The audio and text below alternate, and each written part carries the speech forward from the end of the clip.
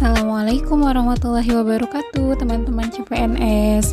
Kali ini kita akan berbincang dengan Ibu Pembantu Direktur dari AK Tekstil Solo.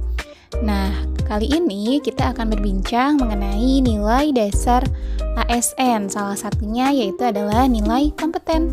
Yuk kita ikuti gimana wawancaranya ya. Nah, boleh nih bincang-bincang sama Bu Rita nih terkait core value-nya ASN yaitu berakhlak.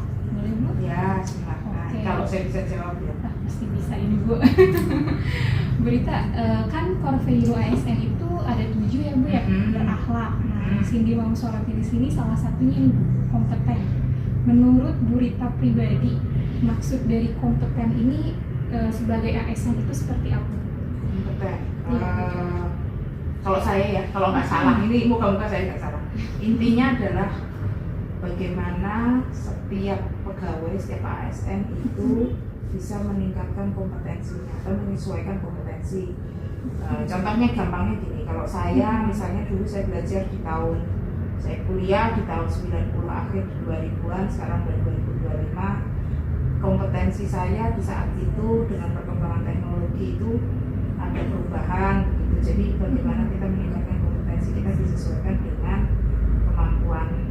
kemampuan atau kebutuhan yang ada di saat itu kalau menurut saya. Jadi ASN mau siapapun, mau dosen mau bukan dosen, itu pasti ada kewajiban untuk menyesuaikan itu. Jadi harus belajar terus-menerus. Continuous improvement kalau kata orang TI. Ya, betul Bu, continuous improvement ya Bu. Baik Bu Rita, nah tadi kan Ibu menyinggung ya Bu ya terkait continuous improvement gitu kan, peningkatan kompetensi.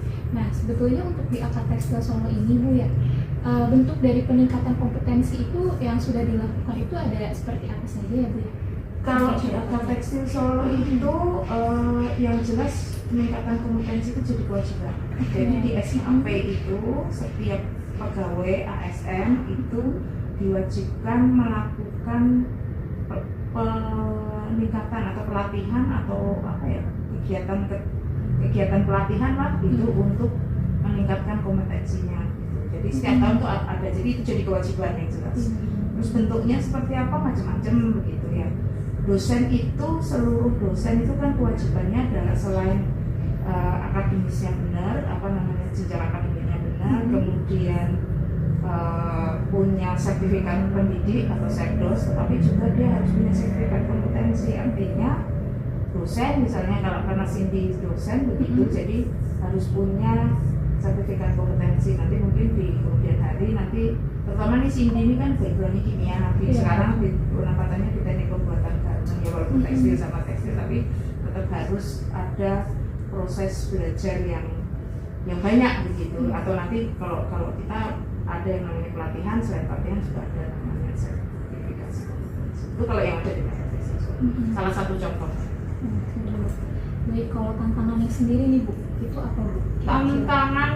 Tantangannya itu teknologinya cepat banget. Kalau menurut saya salah satu yang paling berat itu kan yang namanya kompetensi itu teknologinya berkembang sangat cepat gitu. Jadi kita ini kan termasuk industri manufaktur, kita kan menyediakan sumber daya manusia untuk industri manufaktur, tekstil terutama. Nah, perkembangan di industrinya itu cukup cepat gitu. Jadi kayak misalnya nanti di garmen tuh mesin-mesin produksinya itu berubah setiap tahun gitu. Jadi dan mau nggak mau, suka nggak suka ya kita harus belajar, itu salah satunya. Itu menurut saya tantangan kita sebagai ASN dosen secara khususnya untuk keep up dengan teknologi yang ada di industri. Jangan sampai kita jadi lebih bodoh, atau artinya mahasiswa kita jadi nggak keep up dengan industri. Nah, kita mau nggak mau kita harus belajar.